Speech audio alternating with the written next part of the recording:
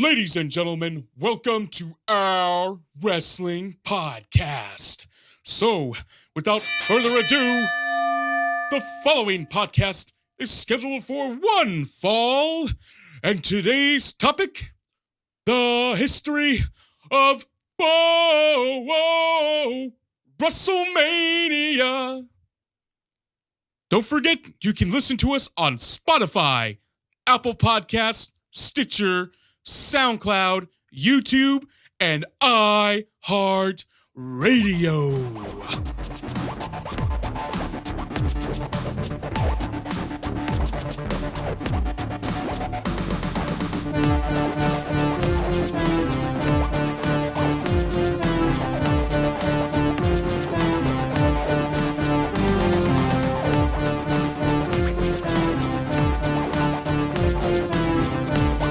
Welcome to the O.W.P. This is our wrestling podcast. This is Dave along with Jess. Hi, David. Cuz. Sipping on some Corona, yeah. And Kragers. Hello. Bringing you our perspective on the world of professional wrestling. No inside sources, no ties to the industry, just stories from the diehards, sharing opinions with you. And now on to our topic today, the history of WrestleMania. Hit us up on Instagram at OWP2019 and click on Linktree. You can find us on several platforms, including Apple, Spotify, SoundCloud, YouTube, iHeartRadio, and Stitcher. Cuz, did I miss anything? No, you're good. You're good, bud. Thanks for the input. What's going on, guys? It's fucking crowded in here right now. Yeah, it's a little bit. It's a little Cuz makes me crowded. uncomfortable. I like it. Because of the wild card. Yeah. Oh, yeah. Sipping on some Coronas. Having an organic discussion about WrestleMania. Right, Dave? Organic. God, if you want to get into the fucking organic discussion, cuz you could fucking have it all day. We can get into it. You son of a bitch. Let's just organically transition into WrestleMania. It's WrestleMania. I'm really going to let that horse shit go. All right. So why are we talking about WrestleMania, guys? It's WrestleMania season, David. Do you know what I'm saying? It sure is. We got WrestleMania while we're recording this a little bit less than a month away. It's going to be a lot of fun. As long as Miami doesn't COVID crash out there, we'll see how it goes. But David, it's incredibly interesting. Christ. I'm just saying, man, it's you just don't know what's going to happen, bro. It's a crazy time. But they are heading full steam ahead into WrestleMania. They said it will not stop their plans. Which I hope will go good for everybody, because I would hate to have WrestleMania postponed, but I hope everybody's safe. Or to start there. As of today, I think it's, what day is it? March 5th, 6th? There's something that just came out today. We might be having to cut this whole part out, but the NBA is completely prepared to play games without fans in arenas. So who knows where we'll be in a month, but can you imagine a world where NBA games are with no fans, or a WrestleMania with in an empty arena, empty stadium? It's like playing an NBA game in a high school gym. It's so weird. Wow. Crazy. I'm sure it'll be fun. Anyways, so let's talk about the gem that is WrestleMania. Where did it all start? I'm almost uncomfortable recording this episode now because I realize, we've done history of Survivor Series, which is fine. There's a lot of good history there. Then we've done history of Royal Rumble. Again, great pay-per-view, a lot of history there. But this is fucking WrestleMania. We're doing the history of WrestleMania. Are you guys prepared to go 9 hours? This is the big bitch, and no, I'm not. Have the pre-show, okay. and then Fair main enough, card. Fair enough. Gotta have a pre-show. We gotta have TNA before, and then Glad I asked that question early on, because now I know where we stand. So it's going to be a 10-minute. A little bit of NXT pre. So I wanted to start off real quick before you lay into it. When people, WrestleMania theme music has kind of taken a life of its own, like over the last years. Mm-hmm. But the one that a lot of people think is the classic WrestleMania, they treat it as like it was like the WrestleMania theme song for the first 10 years. But this familiar ditty, love it. I already know what's coming.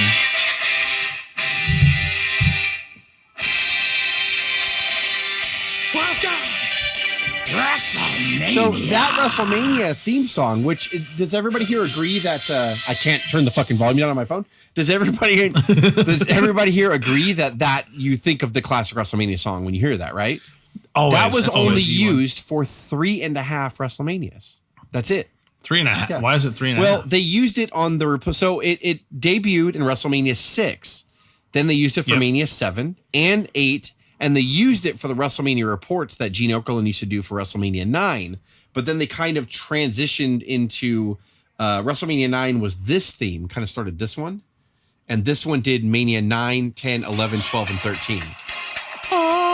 Oh, that's right. Yeah. That fucking cassette, too. I am the best there is, the best there ever was. Fucking great song. So yeah, so in a way, this tune I'm playing right now actually is sort of a longer tenure than the first one I said. So I just think it's kind of funny because like a lot of people are like, oh yeah, that was the classic. All the old Manias run to that first one. And I'm like, actually like 3.5 or no. Like, so it's kind of crazy how we remember stuff, you know, like it was really a drop in the bucket compared to all the theme songs. And then starting with Mania 14, I'm pretty sure that they would do bands, like they would do a specific song. You know, everybody knows what they did for Mania 17. It was the this time gonna let it all hang out or whatever. I can't do Limp Bizkit very well. Limp Bizkit. And then they did WrestleMania 19 was Limp Bizkit, Crack Addict, and Saliva did a couple, and you know they've done a bunch of stuff. There's a call for Limp Bizkit to be put in the Hall of Fame, by the way, that I've been seeing on Twitter. That makes total sense. It kind of does. I mean, Kid Rock's in the Hall of Fame. Why wouldn't they? Yeah, Fred you Durst put him in the celebrity wing. What's the problem? Yeah, I agree. Right? They're beefing him and Vince. Who? Yeah. Fred Durst, because of one. I forgot which WrestleMania. Fred Durst was there in the front row, and the camera panned on him, and he flipped it off. Well, so this is raw emotion. It was organic. And he did it. So I think he got kicked out or something. Get him out of here! Get that fucking Fred fuck out of here! Like, apparently, nobody told Durst that the fucking the ruthless aggression era was over. It's PG, yeah. And he fucking flipped off the fucking camera. Yeah, stupid Fred Durst, son of a. So that was just my fuck little. Me. No, fuck you. You're thrown out, Frederick. Frederick, you're out of here, you son of a bitch, Frederick. So we got some good WrestleMania theme music in. Do we want to talk about? Oh, sorry. Where it all started. He put his butt on the line, didn't he? You know, really, the stories are true. I know they kind of embellish on a lot of different stuff, but Vince did when he bought the company from his father in '82. I believe the sale was official. He kind of started just feeling things out. He hired Hulk. He put the title on Hulk in January of '84. And they were off to the races. And then they got that relationship with MTV and kind of the rock and wrestling era began. And part of that in 1985 was the first WrestleMania from Madison Square Garden. Hulk Hogan and Mr. T took on Roddy Piper and Mr. Orndorff. How do we always come back to Piper? God damn it. It's just the beginning of the show and I gotta control myself. Because it's fantastic. I'm in the main event. Am I not? Of course I am. So Am I? I better be. So like I'm just as big as Hogan. So like the thing was a big risk, and you know it was more than just they always did like mega cards, like Shea Stadium was a big deal, and they would always have monthly cards at Madison Square Garden, and Bruno would defend his title, and so it was always a big thing. They've always had big cards, but Starrcade from the NWA was actually the original one in '83, but Vince had a bigger vision for it. Vince is like, this WrestleMania, it's the mania of all wrestling, so it's like he really wanted it to be like from the beginning. Vince was like, this will be the biggest wrestling pay-per-view of the year, or card. It wasn't even a pay-per-view at the time. And so I really, they embellish a lot, but I really believe that story needs to be told about the first WrestleMania, because he did just put his massive Vincey balls out there, and he could have lost them both balls, not just one, both. And he put everything on the line. He got Mr. T, this outside celebrity. He got celebrities galore. He, Muhammad Ali. Yeah, Muhammad Ali, like he had to Liberace. He had to do so many different things, like, and it had to work. When you go back and watch WrestleMania 1 now, it was actually really not a very good card. But like at the time, it was just like, it hit the stride. I guess America was ready for it, right? They wanted this boom, and like MTV, that marriage was perfect, and it just Cyndi Lauper got involved, so she brought a lot of outside eyes in, and they did that War to Settle the Score, that live special on MTV before WrestleMania 1 that got huge ratings, and like it was just, he brought in the youth is the key. He brought in these teenagers and these college students that really loved Hogan, they loved Mr. T because he was part of the A-Team, which was like a hit show, and it all just worked. I mean, it really could have taken a shit and gone south. It really could have, or it could have been painfully mediocre and not done great, and people would have forgot about it, but it didn't. it's still around today, and we're getting ready for WrestleMania 30 goddamn 6. Gorilla Monsoon here at ringside with my colleague Jesse the Body Ventura as the World Wrestling Federation presents the wrestling extravaganza of all time, WrestleMania. Enjoy it, folks. And I mean, to go from kind of the dingy, smoking Legion halls and where it started, and to have a vision where you would think that you would have celebs involved and mainstream media, and you would have a clip of it on the news every WrestleMania night of the latest celeb. You can see it's always been a vision of his, and he did. I think it was all or nothing for the first one, and it's to see his vision and where it's come 30. Is it 6 now? How many? What? Yeah, we're going into 36. 36. And it also makes me feel really old, to be honest. Yeah, that's true. Oh yeah. And they're probably going to break another attendance record on 37. Let's just for call sure it now. Yeah, we're going to be there. Hollywood. Yeah, I don't care where I am. I'm flying in for that one. That's a done deal. Damn right. And I think If they go to Vegas, holy Vegas shit, right after for 38. that. Oh, that'd be awesome if they did that. Yeah, and they did it in Madison Square Garden, which again was like the hub of like when his father owned the promotion. That was the big home for the WWF. And so they did it, rightfully so, in Madison Square Garden, and that's kind of held the legacy of WrestleMania since then. Two was whatever, but 3 was the first one. 3 was the first one where, they went, to Pontiac, Michigan in the Silver Dome, and they wanted to put 80, 90,000 people in there. And I think that was to me, yes, I know WrestleMania 1 obviously was the first one. It was the trendsetter, but to me, 3 was the one that was like, this is a big event. And even I can go back today and watch 3 and just be in awe of the arena, the how many people are in that building, no matter what attendance figure you want to believe, the 93,000 they claim, or the only 87,000 tickets that were sold, or whatever, whatever it was. It was just impressive. And that was the nail in the coffin, for good or bad, to the rest of the wrestling industry. Because once Vince had that event in 87, it was just like, it's Hulk and Andre on top of the card. And this massive venue, they basically sold out. And just the overshot of that arena was just breathtaking. And that was just the third WrestleMania. I mean, they go into this big dome and make history. And like that's the first WrestleMania to me that's like the fondest memory was 3. It was just like, God, like to this day I can go back and watch it. And when you watch all the Manias now, which are all dome shows, right? And there's 50,000, 60, 70, 80 in every year. It's just like I go back to Mania 3 and look at it and just go, wow, like that was 1987 and they like blew the roof off that place. Historic date, March the 29th, 1987.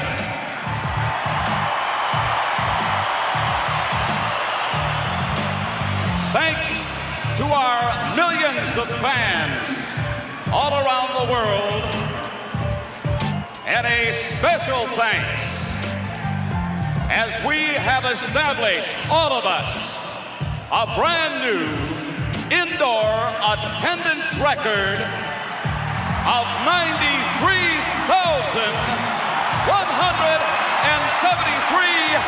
Give yourself.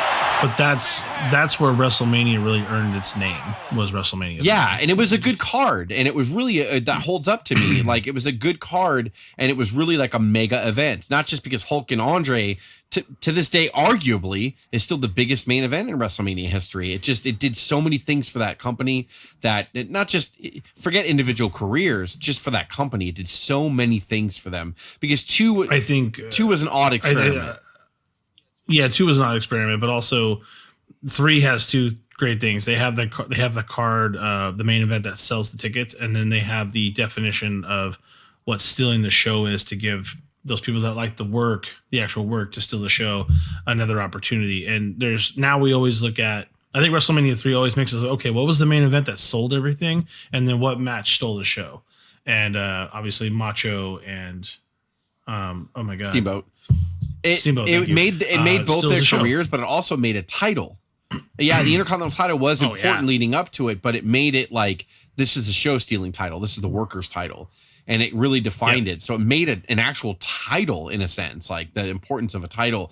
Mania 3 is always going to be Mania 3 is always going to be near and dear to me because of the fond memories are 3 in the early time, and then 6 because you have that face versus face, the ultimate match. That to me is like the next step up. But then Because honestly, like 4 is good, 5 has the best story, so 3 through 6 has some great 4 stuff. is my first one. And the thing about WrestleMania 3, when you hear like there was a huge traffic jam in Detroit and it was empty for a while and they had trouble getting that many people in the building, if you tried to put that, imagine that happening in 2020 with social media, it would be a complete disaster with people bitching in the parking lot the whole way. Right. And that just adds to the allure of kind of back then. You never really heard about it until after the fact, but I just found that funny. Like that would not stand for people who are trying to go to a big event or like Now, at the launch yeah. of the XFL with people you can't get inside. It would have been a complete disaster. That's how far we've kind of changed. Yeah. It was. I mean, not just the concept, but I mean, I don't want to dwell on 3 for too long, but I mean, I can't speak enough about it because not just because, you know, I was a Hulk Hogan fan and he was on top. I mean, just in general, like legitly, like it meant so much for the business that they pulled that off. And that to me was way more of a risk than Mania 1. Yes, I know it's easy to look back and say Mania 1 was the big risk, but there was a lot of, you know, books that were put out about Mania 3. And a lot of them were like, Vince said, I want to put Hulk and Andre in the Silver Dome. And they're like, okay, he's one of the producers. I don't know if it was Hulk's book or they did a WrestleMania book years ago. It was just on WrestleMania and it was written by like a third party.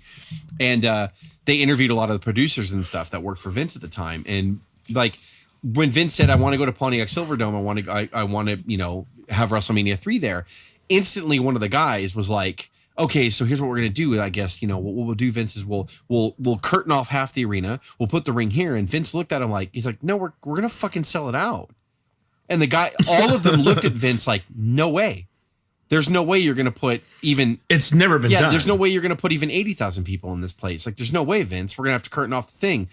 And I don't remember if it was the same conversation or if it was separate. It was the day that they walked. They were actually physically in the arena and they were walking down the corridors of the arena. And the guy was saying the same thing to Vince. Brother. He was just like, Vince, I'm telling you right now, when we get out there, I'm going to show you, we're going to put the curtain or whatever. And he said Hulk grabbed him by his coat and put him up against the wall. And he said, don't you know who's in the main event? He was like, we're going to sell it the fuck out. And the guy said, I just kind of swallowed my pride and okay. And like just kept walking out there. And Vince is like, yeah, we're going to put the ring right in the middle and we're going to sell everything out. And he said, Hulk was Hulk was staring at him the whole time. He's like, I was so uncomfortable. Hulk kept staring at me with these dagger eyes. Like, I'm going to, don't you know who I am? Like, and can you imagine the amount of stress that Hogan was under though? And having to carry that. And because, you know, he was scared of it too. He had to be, but he was playing it the whole time. Like, we are going to sell it out.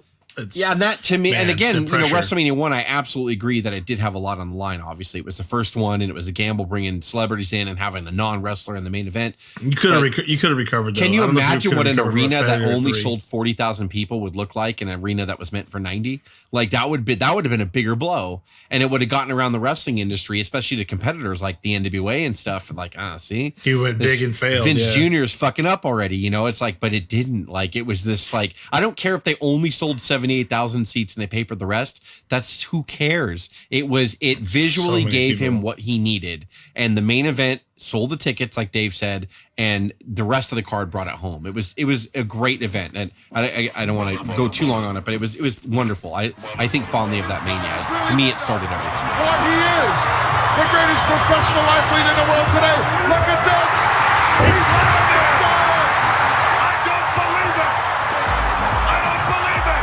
dropping a big leg. Over for the cover. He got it. Unbelievable.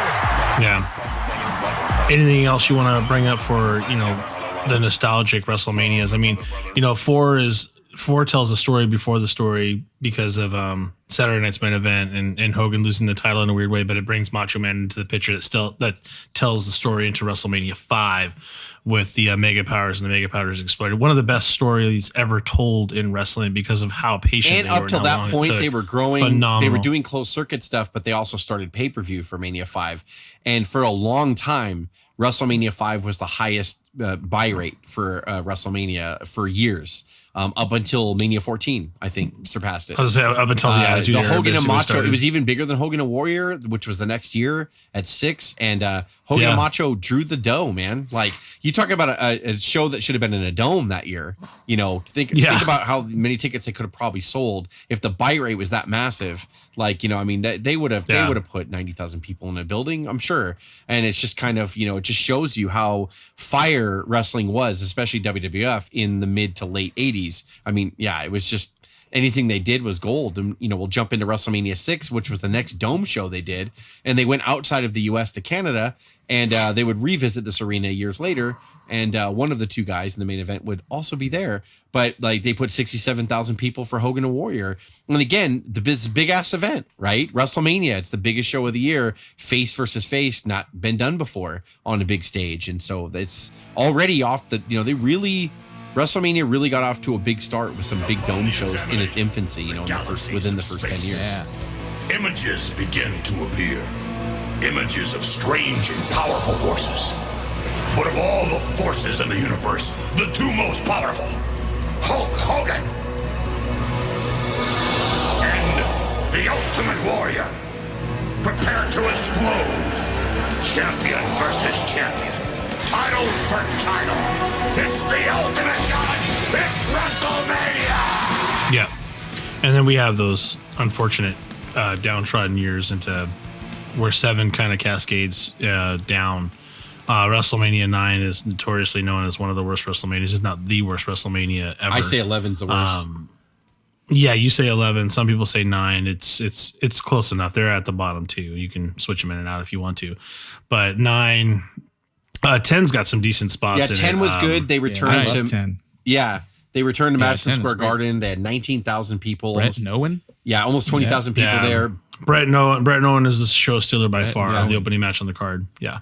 And then they opened the match on the card. HBK. And the only reason why nobody talks about that match anymore is because this fucking ladder match they had between Ramon and Michaels, which was still to this day, again, you know, you go and watch it and you're like, holy shit, like these guys like were just on a different level. So you have Owen and Brett, you have the ladder match, then you had Brett capping off the night winning the title from Yokozuna, which was a great moment. Yeah, Craig is right. WrestleMania 10 was a good moment. It was a great 10th anniversary. They had it back in Madison Square Garden. It was really nice. Come on, referee! Yes!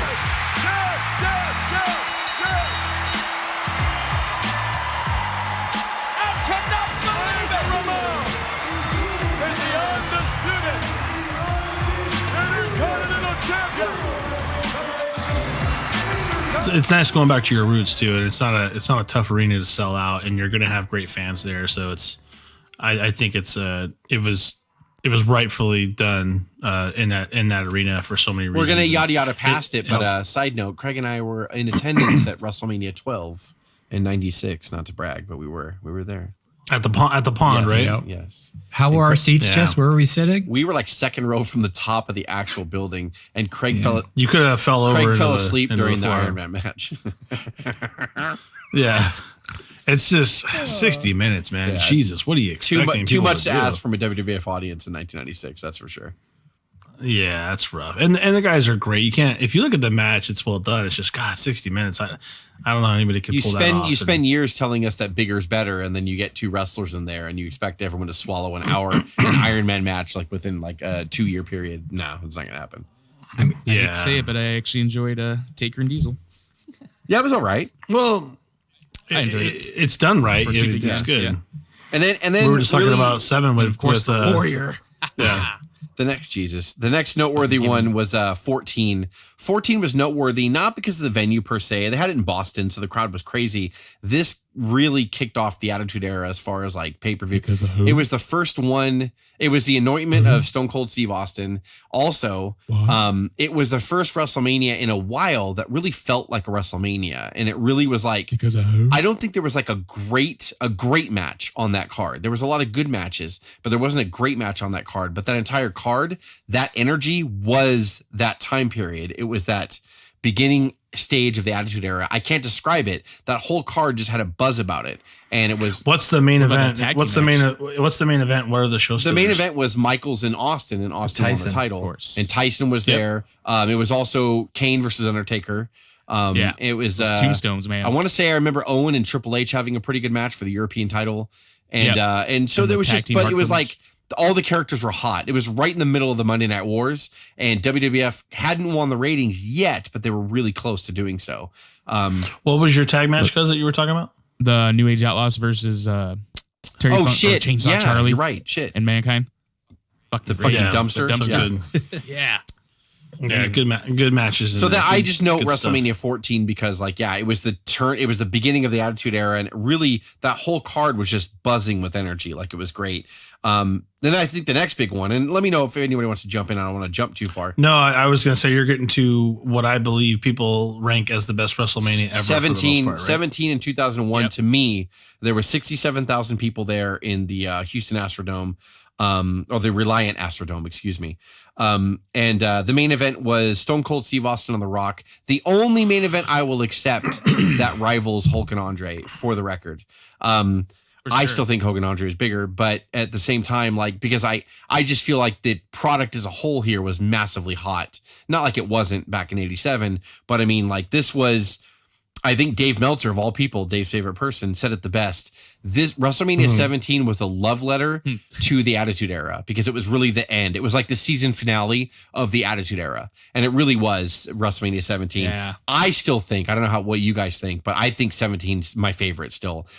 It's still mine. This fucking card. I mean, what do you say? Like, what do you say about it? Kane, Big Show, and Raven in a hardcore match. Well, Run through it real quick. well, that What's was the card? even one. I'm just going off my head. I'm not even looking at it. Benoit and Angle. Are you serious? Ugh, Like, good gravy. Oh, yeah. that Benoit match was Angle, fucking sure. amazing.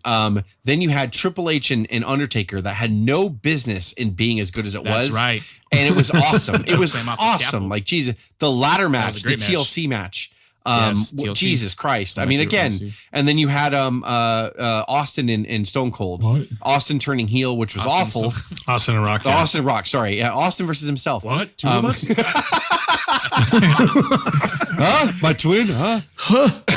So yeah, and The Rock turned, Austin turned heel, which was not, did not play well. Yeah. But I mean, like, that main event was great. That there was the best of their three matches for sure, in my opinion. What do you guys think about 17? I think we can stall the bus a little bit here. What do you guys think about it? Yeah, we can. Craig, what do you, you watched it in my living room, by the way, Craig. What'd you think about it? It was great. I mean, the set design, it's McMahon versus McMahon. There's a whole gimmick battle royal with Iron Sheik winning it. It was, I love that comparison the love letter to the Attitude Era. That's a perfect kind of, and a little side note too, it was the first Dome WrestleMania since WrestleMania 8 in 92. In 92. Houston. Wow. That TLC match. Yeah, the TLC match, my favorite like one, I said, like, I mean, what do you say? Like, yeah, like, so, and Craig, the gimmick battle royal, I forgot all about that. And it was, yeah, I love the gimmick battle royal because when they were at war with WCW, they never referenced their past, because it was like, because there were so many people from their past that was over in WCW causing so many problems for them. But once they bought WCW, which they I think they bought WCW like 2 or 3 days. No, they bought WCW a week before this pay-per-view. Yeah. And it's weird. It's like they already advertised the gimmick battle royal, but here it felt like a release. It was a love letter to the Attitude Era, but at the same time, to my childhood, it was finally them acknowledging everything they'd done before that. I mean, they had all the silliest gimmicks, but it was just like, finally they were talking about their past and they were letting it go. I felt like the company just let off a lot of steam at that point. Like, we won. I was just say, to your point, it was their victory dance, and it felt so good for them. Like, when the weight's been lifted like that. Yeah. When a weight's been lifted like that, everybody just goes out there and just has fun. And I think it was probably everyone having fun. Everyone was into it. There was a lot less pressure. Unfortunately, that causes other problems down the line, but there's always that nostalgic after the math. You won. You've put them out of business. Let's go have some fun. Let's go celebrate it. And I think they celebrated right there at that moment. The invasion right after. And then, I mean, you keep on it. The next year, WrestleMania 18 in 2002, Hulk versus Rock is in the Sky Dome. My God, that's in our archives. 68,000 people. Triple H would win the title from Chris Jericho as well. Then you had WrestleMania Jericho 19 at Seiko Field in Washington, and 54,000 people. A lot of people say that if you wanted to make an argument, what WrestleMania could rival 17, It's 19 might be the yeah. one. I mean, they opened up the fucking card with Hardy and Mysterio in a cruiserweight match. And they also had Lesnar and Angle. They had Booker T and Triple H. They had Hulk and Vince. They had a lot of really great Oh, yeah. they had Shawn Michaels and Chris Jericho, which was probably, as far as wrestling was concerned, the show stealer. And who else? What? And they had the last match in the saga between Stone Cold Steve Austin and The Rock, and it was Stone Cold's retirement match as well. So it was just that was a really good WrestleMania. Visually, that WrestleMania to me looked awesome. The color of the lights, just the way it looked. I just thought that WrestleMania was great. Any other comments on 19 from anybody? Yeah, it looked epic, and then Brock Lesnar's almost killing himself. Never forget that. Breaks his own neck. I love the build-up actually for Stone Cold and Rock too on this one. And like all the funny segments off the air. Yeah, you know, it was like the Raw after and all this. I would say it might have been the third best of their three matches, which isn't saying a bad thing. I mean, how do you have a bad Stone Cold and Rock match, right? Like, but it was really sad because nobody really knew it that Austin was in the emergency room the night before. And I'll never forget. If anyone's listening, go back and watch his walk up the ramp after he loses. It's sad because like you kind of knew even before any news broke. I knew watching him and the way he said goodbye. I was like, he's done. Like this is it. Like that's for him. Yeah, like, and it was sad because you think about the neck injuries, you think about everything. He just physically he was done, and he's one of the very few wrestlers that never came back afterwards because he didn't want to tarnish what he did with The Rock there that night. Things where, this being my last match, I was proud to do it because it was the right thing to do. And, I think this question is going to come up later on in the podcast. I'll go ahead and ask it now. But why did we make a big deal and promote the fact that it was my last match? Well, simply because we were really hitting some still good momentum there. We were cruising right along. Business was good. And if you just say, hey, man, there's a lull in the action because this is going to be Stone Cold Steve Austin's last match, well, that's kind of a downer. And you don't want to ride off into the sunset like that. And, I think people kind of knew what was going on as I was going up that ramp. And Rock gave me the ring. Very gracious of him to give me the ring as he slid out. By all rights, the ring was his because he won that match, but he gave me the honor of being the last person in the ring. So, no, happy that it went down like that. It was what it was. And my only regrets about that match were because I was at the hospital. It's incredibly hard to do, by the way. Even Edge has done a nice comeback. Especially because he's in such great shape too now.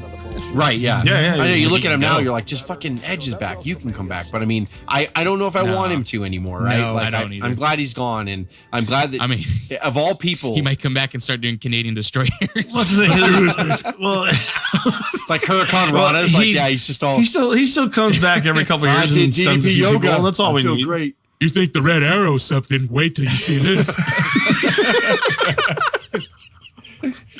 Oh man!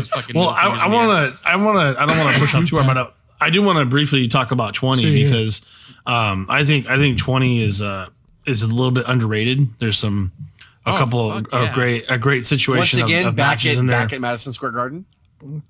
Yeah, and I'll tell you that I love the Angle Guerrero match here. It's fucking phenomenal. It's one of my favorites.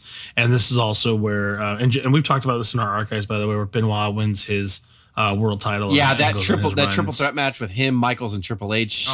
Like, wow. Tore the house down. It was a return of The Undertaker here as a dead man, because he was the biker before, and then like he came back as dead man. Yeah. And the opening match of all things, John Cena wins his first U.S. championship. He beats the Big Show, and at the beginning, man, you see the crowd behind him, and it's like it starts to build. Yeah, you smell like, oh shit, this guy is a star. Like he's a big star, and he became one. And yeah, it was like this is where you're heavy into the ruthless aggression era too, right? Yes. Like 19 kind of ended that Evolution 3 against 2. Yeah. Evolution, Flair, Batista, and Orton against Rock and Mankind, or Mick Foley at the time. Which actually that match sort of underperformed. It was sort of a letdown, and Foley took the pinfall against Orton, so the Evolution won. But it was a star-studded WrestleMania, like Dave said. Don't sleep on Mania 20. It was critically, people say it was there's a lot of talent there. And I want to the next one. 21 is in my top 5. There we go. It was in the Staples Center in LA. 20,000 people. Batista defeated Triple H. This crowned the Ruthless Aggression era, in my opinion. Yes. Cena beat JBL for the Undisputed Championship, and then Batista beat Triple H for the World Heavyweight Championship. You also had the card opened by 2 no-names, Eddie Guerrero and Rey Mysterio. And and you had the first ever Money in the Bank ladder match on this card. You had an amazing Randy Orton and Undertaker match for the streak. And Hulk got put in the Hall of Fame, and he had a cool little moment there where, I'm not just saying it because I'm a Hogan fan, but when he went out there and posed, just the response he got from the crowd was like, shit, like, this is like a cool moment. Like, there were so many good things about Mania 21. It's in my top 5 of all WrestleManias, for the record. Not that anybody cares about my record. Don't go anywhere yet. But do you think Hogan whipped out his beer can penis onto the podium? Of course, yes, he did. Of course he did. Probably not. God, sorry, brother. I hate you so much sometimes. Watch out from hell! Cena ducked underneath it! Oh, here it comes! The cover! 1, 2, 3! It's the champion! Oh, man! Here is your winner and the new WWE. Craig, I believe Craig, you were over it. We watched this at Dave's house. Craig, were you there? Mania 21? I do not remember because I just saw Akibono's name and I was like, I don't remember that whole thing. Oh, that's right, Akibono and Big Show. The sumo match. Yeah. It's classic. Every WrestleMania has to have a stinker, huh? And there was only 8 matches on there? Yeah. Which is crazy. So that's a... Oh, actually, no. Did they have a tournament? Is that why? No. They... And they probably had pre-show. Well, they had a lot of like segments, like they had a Piper's Pit with Austin and Carlito on there, and then they had Carlito. Yeah, they had a couple other things too, like that was just kind of showy. I think that was go ahead. I said I would bring Carlito back tomorrow. Just saying, I'd still bring it. I don't even care. I love Carlito. I miss that guy. He's still doing the independents, man. Swinging it out It's there. part of the failure of some of the stars that they neglected to push on the Ruthless Aggression era. But and then let's jump ahead to Mania 23, which was in 2007 in Detroit, Michigan. Obviously, the Silver Dome did not stand anymore. They had a new arena. They put 80,000 people in that for John Cena defending his championship against Shawn Michaels in the main event. Super underrated match between Undertaker and Batista was also on that card. They did great. Like, they did so well. I can't remember some of the other shit on this card. Mania 23, I know a lot of people do hold this in high regard, actually, but I don't remember a lot about this without going back and watching it. But I do know that the crowd was nice, and John Cena and Shawn delivered. Like I said, Taker and Batista for the World Heavyweight Championship, they delivered as well. And how is the Great Khali versus Kane? Yes, that a big side note on that one. Hulk was always at odds with Vince at this point. Hulk. Oh, this is the fucking hair versus hair match. Hulk was actually supposed to come back and slam the Great Khali on this event to pay tribute to Andre because even though the Silver Dome was demoed and this arena stood in its place, they were actually going to have Hulk back there to slam Khali, but Hulk and Vince couldn't come to an agreement, so they just put Kane out there, and they did the whole thing with Kane. Oh, brother, my beer can penis is weighing me down, hurting my lumbar. I can't do it. Jesus Christ. I do not take ownership. He is my cousin by blood, and I do not take ownership of him. Oh, yeah, you're babysitting tonight, bud. Then we had the next one. I want to believe, I'm probably getting a lot of shit for this, but the next one was the next year in 2008, Orlando, Florida.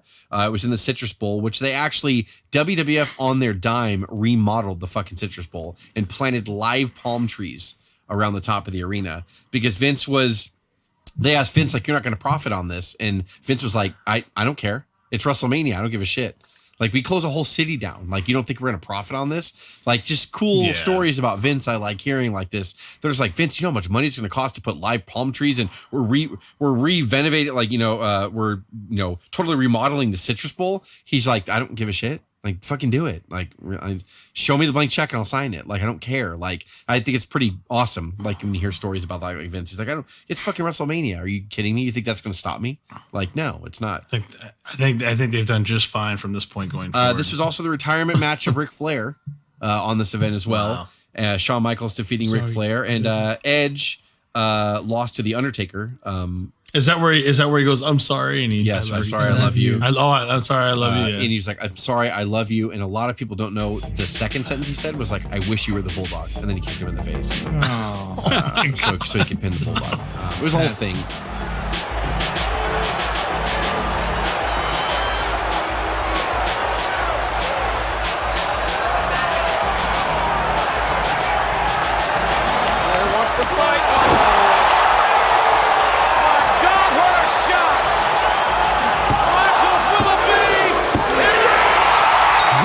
It's a whole thing. That's not on that one. And the Undertaker would win the World Heavyweight Championship from Edge on this card as well. And this was also Money Mayweather and Big Show. Yes, that was strange, but interesting. I didn't hate it. Yeah, I didn't hate it. So. And not to get just some of these middle WrestleManias, I don't remember all of the matches on there. But then you go to the next one, March 28th, 2010 in Arizona, University of Phoenix Stadium, 72,000 people. We were privileged to see the very first Undertaker and Shawn Michaels match. Oh man. No, I apologize. The first match was the year before. I'm so sorry. At Reliant Stadium, that was the first match. It was kind of a forgettable WrestleMania. The second one in Arizona was their rematch. Excuse me, I apologize. And it was Streak versus Career, and Undertaker ended up going over on him. So back to back, we had arguably the two greatest WrestleMania matches ever. And I know it's debatable. I know you have like the ladder matches. You have Brett versus Austin, which we didn't even cover. Yeah. You had a lot of Steamboat and Savage. You had a lot of that stuff. But god damn it. Both the Undertaker and Shawn Michaels matches back to back in WrestleMania years.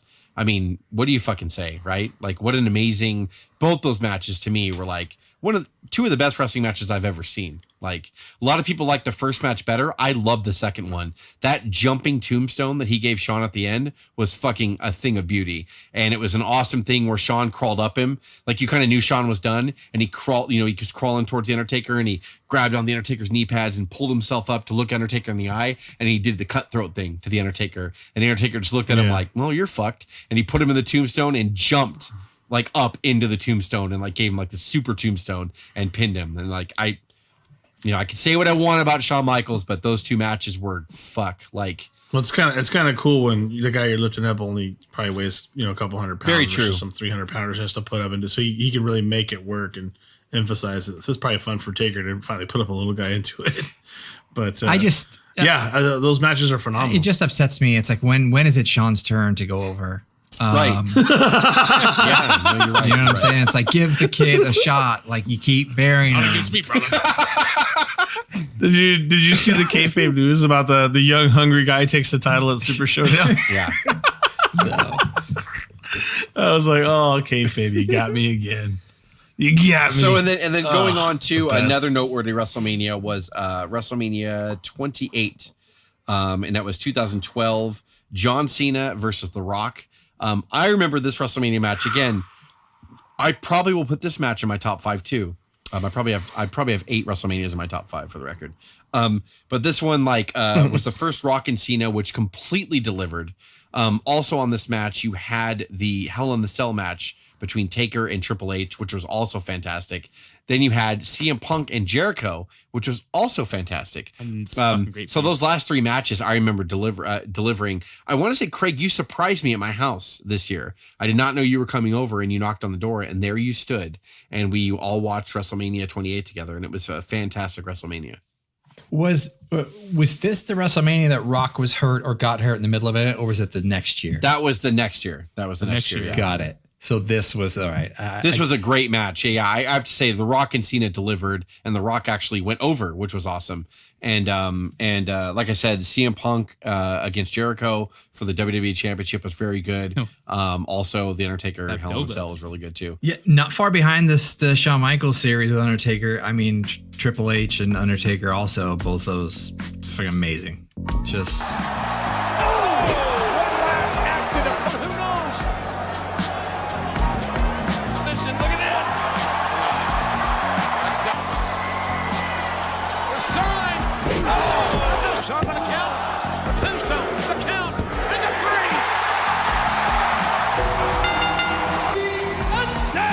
Yes. Oh yeah. All of those matches, yeah, for sure. Like starting at Mania 17, and then Triple H did hold up his end of the bargain for sure. Yeah, absolutely. WrestleMania 29 was a piece of shit.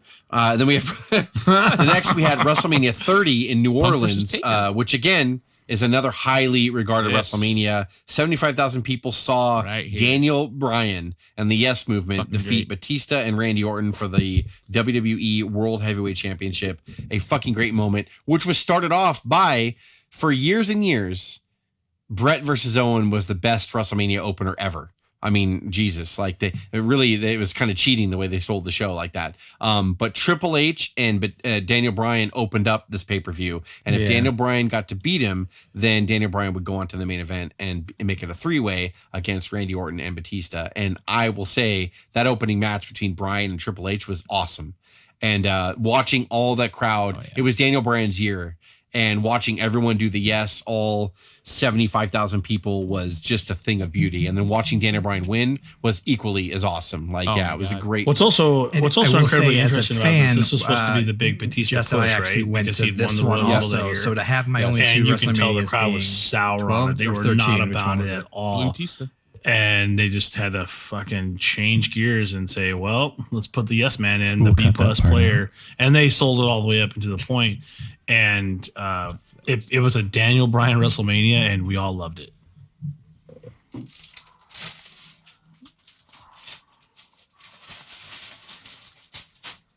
No, we did not go to this one. We went to the second one. 34. Yeah, 34. You guys went to 34, yeah. No, that's all right.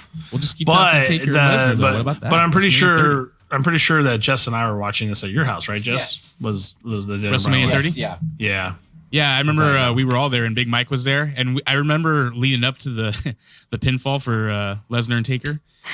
We were all just sitting there, and it was after the third. That's F5, right. I was just laughing like, my he's ass gonna off. kick out, and then when he hit the 3, we're like, "What?" We all stood up, like, "What the?" Yeah, and we were laughing because the fans' reactions were absolutely priceless when the streak was broken. I remember that the match was actually kind of boring, and we all went into my kitchen. I know Craig was in my kitchen or whatever. Yes, and I was out in the living room, and I was staring at the TV, and I was just watching it, and then it just seemed like they were going to go into like another 10 minutes or whatever. So it was actually kind of a boring match. And then all of a sudden, like, he hit 3, and I was like, he just fucking pinned the Undertaker. He just fucking, like, it was amazing. Like, the whole crowd and, like, the response is just fucking crazy. He's got Undertaker up in his shoulders again. And again. Going for a triple. A third and 5 to the Undertaker. Brock Lesnar into the cover. Hooks the leg. The streak is over.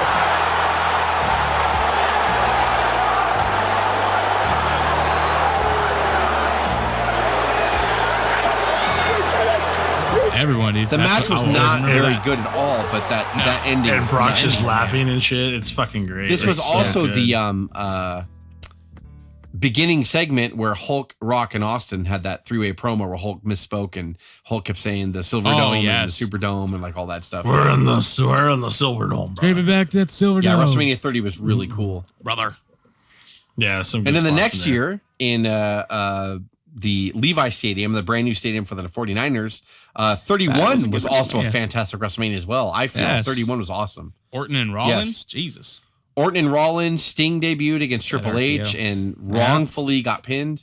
Then you had Lesnar against Roman Reigns, which I thought was I thought that match was fantastic. That was really good. And then Seth Rollins surprised everybody, cashed in his money in the bank, ran down there and won the title. That was really cool. There's also a super underrated moment there because he does cash in the title, but he actually loses to Randy Orton it's not opening, but it's pretty close. But it's early. But it's the coolest fucking thing because Seth Rollins tries to curb stomp him and Orton lifts his whole body and pushes Rollins in the air and fucking gets him in the RKO. It's one of the fucking coolest moves I've ever seen for the RKO.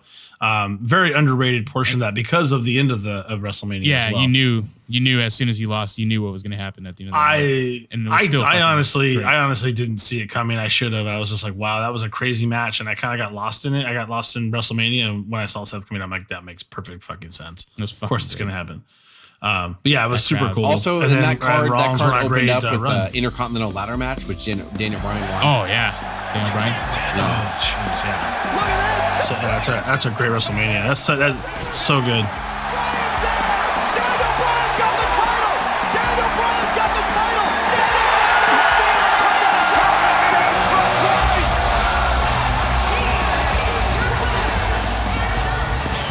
To me, though, I know. To me, that was the last noteworthy Mania. I mean, you had the Arlington, Texas, the next year one where they put quote unquote 100,000 people in there. But that was Roman Reigns beating Triple H. Nobody cared. WrestleMania 33, same thing. Undertaker lost to Roman Reigns. Nobody cared. Sorry. Then it was WrestleMania 34, Craig, that we went to in New Orleans, where Brock Lesnar actually ended up pinning Roman Reigns, which was a shocker. I actually loved it. Yeah, a lot of people. That was a pretty good WrestleMania. I mean, I remember Charlotte and Asuka being very good, even though I think the wrong person went over.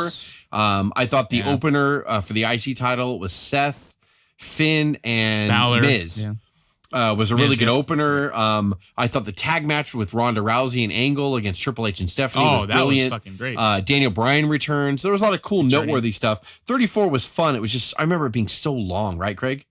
Yeah, that's what I was before. Earlier I'd completely screwed up. But the experience of going as a child to one in the teens and then the big behemoth that it's become, we just went to the Anaheim Pond and came home for that one. This one was just an investment of... It was like a weekend. And even just the event itself, you think little young Craig falls asleep at the 60-minute match. Like you are 5 hours in to a Superdome that has pretty like tight rows and not much leg space. Right. It's exhausting to be at the end of it and to still be up for. You can understand why crowds die and you can't experience. You don't realize it until you've actually been to one to see how exhausting it is. Because as a fan, if you get there in this day and age, you're going for the entire weekend. You're not just going to the event unless you're kind of just a mainstream guy or being taken as a stranger. People are going to Access, NXT, other cons, other cards. You are Sunday night at 11:30 p.m. and you are exhausted, but still just running on adrenaline. But the experience is just, and if you're not watching it live, it's a Super Bowl Sunday event for any wrestling fan at a time to get together. So even it's like bad pizza. Even if it's bad, WrestleMania is still pretty good for the year. And Cuz was there too, by the way. Cuz was there. Yeah. Did you guys go to that little block party before? No. It was right there outside the arena. It was like they had music on the stage and everything, and Big Show and R-Truth and Nia Jax and all of them were out there. Tamina. I legitimately believe. I think we were sleeping. I think we were sleeping off hangovers at the point. I think we were we were pretty fucked. Oh, we got there like at 1, I think. Yeah, it was cool. It was fun. But and then the next WrestleMania after that was 35 in MetLife Stadium. The first ever time that a women's match headlined WrestleMania. Becky Lynch defeated Charlotte and Ronda for both the SmackDown and Raw Women's Championships. And that brings us to Becky 2 belts. Becky 2 belts. That brings us to wait. Women, Finn, when we're in the main event. I know. What? Huh? And then we have 30. They held their own. They did just fine. We all know that history behind it. We have and then we have WrestleMania 36, which we have yet, as of this taping, we have yet to have. It's going to be in a few weeks, and it's going to be Tampa, Florida. The main event right now. I don't know what's going to go on last, but it's Roman Reigns against Goldberg for the Universal Championship.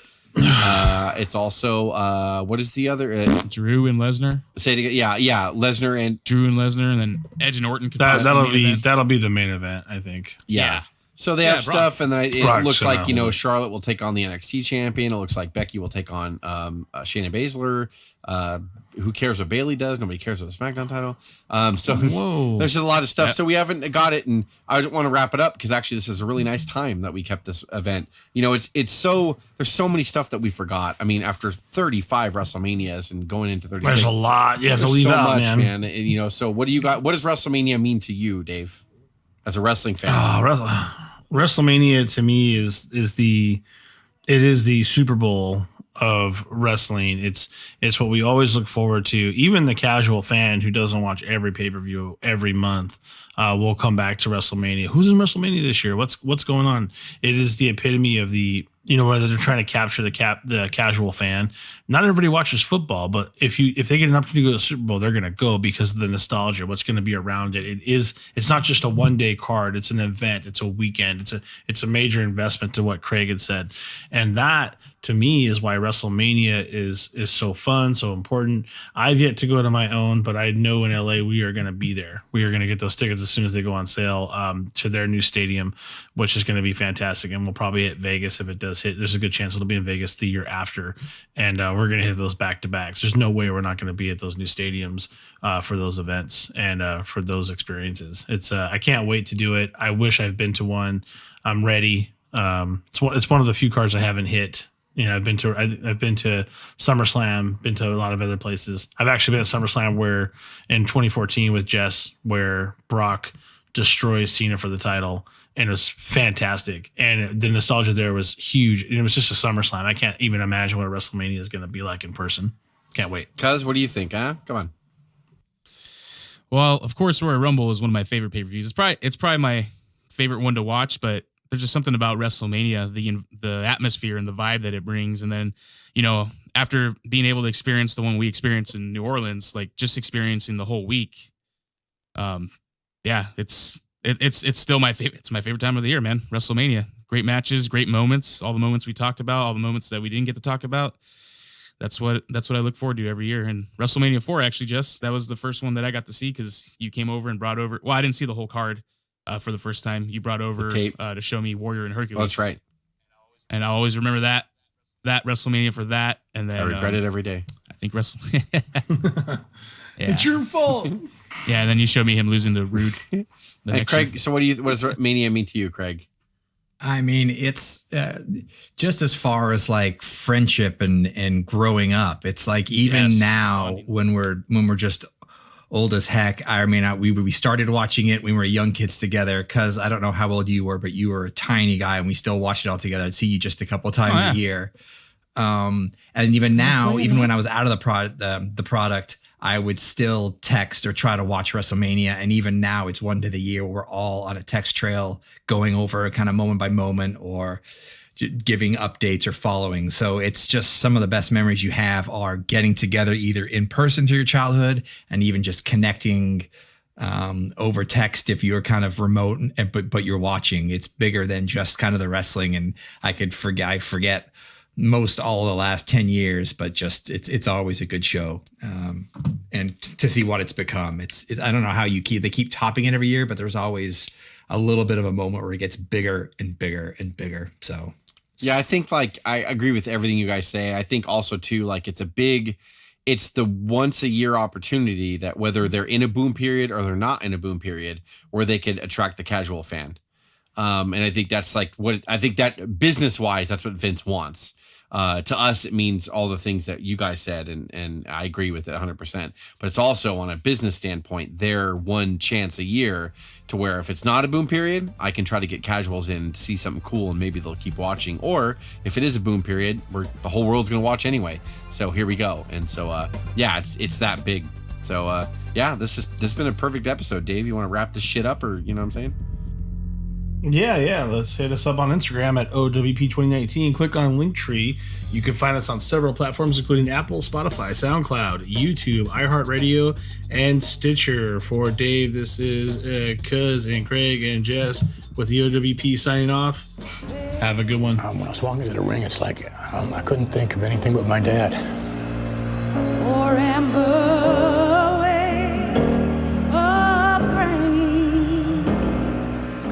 I love my dad very much. match. And, you know, stepping through the ropes, I could feel his presence. His Majesty. It was a good thing. Still do today.